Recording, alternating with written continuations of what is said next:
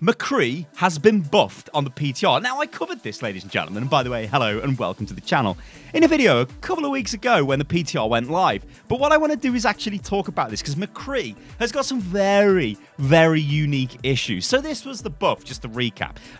They buffed Deadeye. I don't think, Sty, what have they done? They've made it amazing. No, they kind of haven't.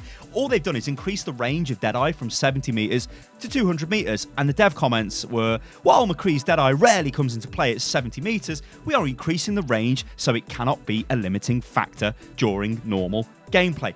I mean, that's fine, right? This isn't really something that I think McCree players are going, yes, we need the range increased on Deadeye, please. This is most likely something that's just come from, like, I guess, like a bit of a dev pass. They're looking at the abilities. They're like, hey, look, McCree's, he's only got 70-meter range on his Deadeye. We may as well just increase that. I can't honestly say there's been cases when I've been playing McCree and I've thought, oh, I don't have the range to use Deadeye. I mean, Deadeye itself is one of the worst ultimates in the game, really. It's so easily countered. A lot of things counter Deadeye. You know, you could be put to sleep by an Ana, a Reinhardt just stands in your face, defense matrix in your face, a Diva in your face. There's just like loads of things which can totally screw you over. You light up like a Christmas tree, Widowmaker just shoots you in the head. There's loads of problems McCree's got, and we'll get onto Widowmaker in a second. But I think his problems are similar to Ana's problems. Now, Ana was buffed.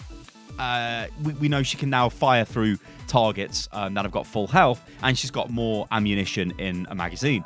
The problem is, she's still the same, and she's still kind of in that position where Mercy is just a better healer than Ana. Moira is just a better healer than Ana, and this is a problem, because it means that you've got a hero that is just completely eclipsed by other heroes, and it's no fault to that hero, it's just the other heroes are better, so why use that hero? And this is something we could go into, and I'm not going to go into this right now, but we could in like a wider debate video. The idea of the roster getting larger, which means that inevitably some heroes will just stop getting played, or they get replaced by other heroes as their skill sets are quite similar to new heroes coming out, but the new heroes are just more effective. So let's talk about McCree. Now, McCree's problem is he's very diveable. He is the easiest DPS to kill. If you jump onto this guy, he cannot get away. All he can do is try and flashbang you. If he misses the flashbang, you've got the advantage, because then he needs absolute pinpoint accuracy. If he lands the flashbang and you're a Tracer or a Genji, then he's probably going to kill you, which is good news for the McCree. But it's not set in stone. He can still miss, right? The other problem, though, is Winston, is Diva, is anybody who's getting close to the McCree. He can't get away from them. He is committed to fighting whoever is in front of him. And this is other problems with McCree, where when McCree picks his angle of attack, he doesn't really have any chance to rotate. Now, this is where Widowmaker comes into the video. Widowmaker is like, honestly, if you think about Widowmaker, she's slightly crazy as a hero. She is the long-range sniper in the game, the hit scan sniper, which is just, all you guys know what hit scan means, but it's basically wherever your crosshairs are and you press fire, it instantly hits. There's no travel time, it's not projectile, the bullet just instantly hits. And there's no drop-off as well, it's just bang on, it hits the mark. She also has a movement ability which lets her jump across the map, which is quite mental if you think about it. You've got this hero that is designed, like, well, what's the weakness for a sniper? It's immobile, right? You can jump onto it, you can cause it problems. What would you do in your games if there was a Widow playing out of its mind? You probably would say, Winston, just dive the Widow, or Diva, dive the Widow. But it's not as simple as that. Yeah, they can dive her, but she can just grapple away, and then suddenly she's repositioned. Now, bringing this all the way back to the McCree.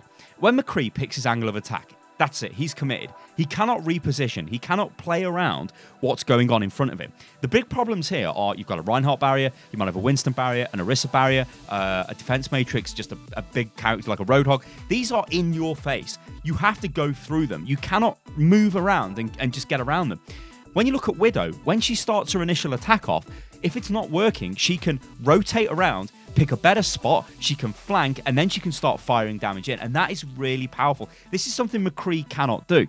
So it begs the question, what is the point of McCree? Where do Blizzard see McCree being used? Where do we see McCree being used? Well, if we look at pro-level games, you don't see him very often. In fact, McCree's hardly played. The problem is, Widowmaker is a better McCree. So if you are somebody with insane mechanical accuracy, right? So you can just click on heads all day long. Why would you play McCree when you could play Widowmaker that just instantly kills people, provided you've got the accuracy? Now, on the other hand, McCree's more forgiving, right? So if you're missing shots with Widow all the time, you're not going to do any damage. At least with McCree, you can sort of miss a few, then you might hit a few. You know, it's more forgiving in that way, but it's obviously not the same. Widow's got way more kill potential, and that's what really Overwatch is all about. Best thing you can do in Overwatch, kill the enemy. Worst thing you can do is die. McCree is really good at dying, which isn't great, and his killing the enemy is like a bit... Now, McCree does shine in some cases. When a brawl breaks out, McCree's actually quite strong. If he's not being focused and he's just left to do what he wants to do, and he's got people at medium range, he can put out a lot of damage, don't get me wrong. So he's not like he's completely hopeless. It's just that when you compare him to a soldier, to a Widowmaker, these heroes have got more mobility, more survivability, and arguably more kill potential. Definitely Widow has. Soldier, it's debatable. Sometimes he does. If he hits you with a helix, then he fires through with damage. Yes. If he doesn't, then maybe no. And McCree will kill a soldier in a 1v1, even with the soldier's got his healing station down, if the McCree lands the headshots. But again, this is all about landing those headshots. So, when I talk about Ana, and I'm saying, look, there are heroes that are better at Ana's job than Ana, so why take the Ana? It's true. You know, why would you take her instead of a Moira or a Mercy? They're going to do more healing. And now, the way I always approach this is, imagine a player which is equally as good on Ana and a Mercy, right? Now, there will be people who can just play Ana but can't play Mercy. In that case, obviously, you would never play the Mercy, right? But if you were equally as good on the heroes, you would always pick the Mercy. It's just better. This is the problem with McCree. You would just take the Widowmaker. But then it gets a bit deeper than that. Because think about what McCree is designed to counter. McCree is supposed to be the 1v1 duelist. The guy who takes you on. It's high noon. He's going to take you out. He is the guy who counters the flankers. He counters the Genji. He counters the Tracer.